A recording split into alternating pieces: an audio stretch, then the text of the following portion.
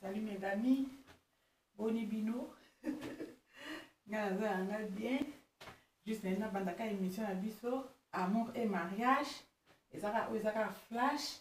Et puis ça les deux kitoko makamo somo trop. Et le toko yeba. Moi si a boti a bombi moi na ma vérité. Il y a origine naïe, donc les histoires vraiment en tout cas intéressant. Bolanda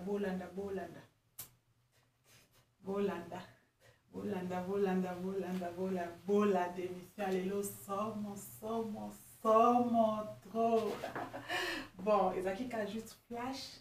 La bête ça beauté, je pense que la mission les autres la bino les autres plaire bino les autres émission à sika malé mika la mais ça nango. Donc les hommes histoire vraie où les salami s'est passé vraiment en réalité.